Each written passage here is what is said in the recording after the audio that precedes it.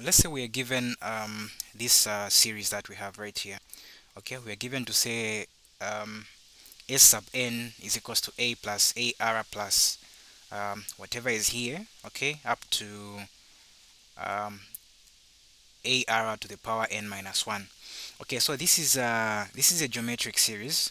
Okay, so we have to prove, or we have to show that the sum of the geometric series is simply equals to um, where we say the sum.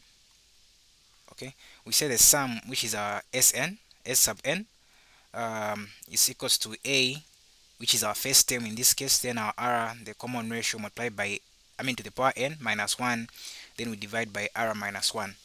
Okay, so we have to show that the sum of this geometric series here is equals to that, or we have to show in another words. So what we're going to do in this case is that I'll call this method 1, and this is one of, like, is, I'll say it's simplest. Okay, it's very easy, just few steps and you'll be able to arrive at the final conclusion.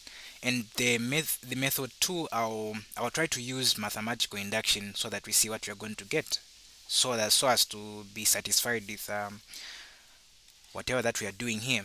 Okay, so what in this method, what I'm going to do is that I'm going to multiply this series here by what? By r.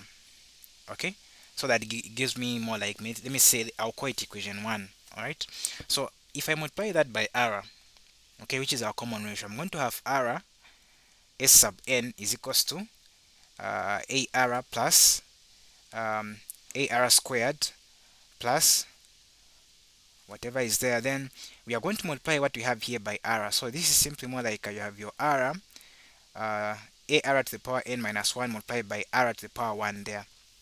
So we know to say in this case, it's more like you're multiplying the r to the power n minus 1 by r to the power 1. So those two, the bases are the same. What do? We since it's multiplication, we add the powers. Okay, so this is simply going to be more like you're saying r n minus 1 plus 1.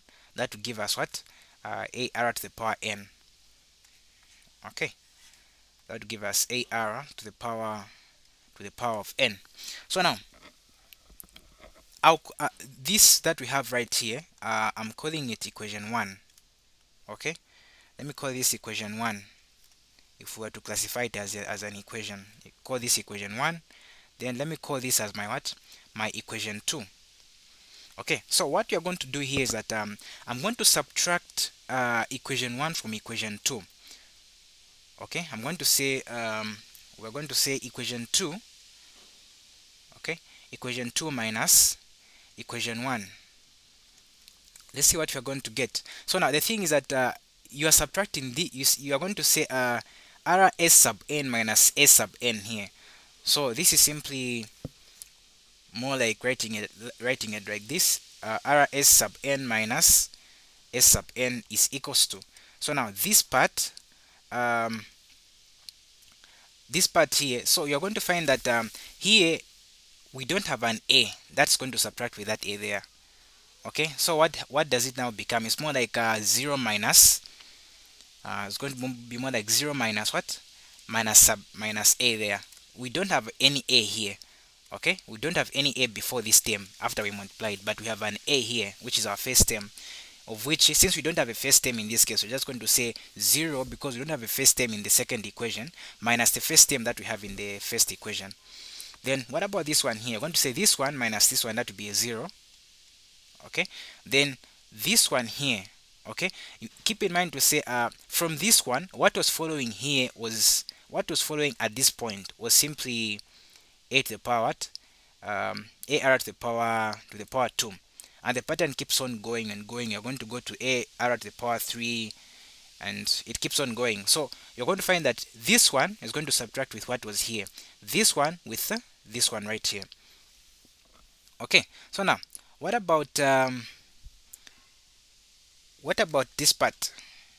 Okay, here what you're going to have here is same as what you have right there.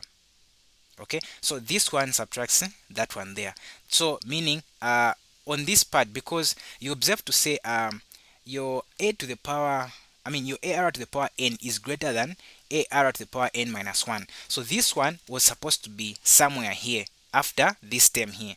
That is what is making this term to be somewhere here before a to the power ar to the power n. That's why we are cancelling that one with that one.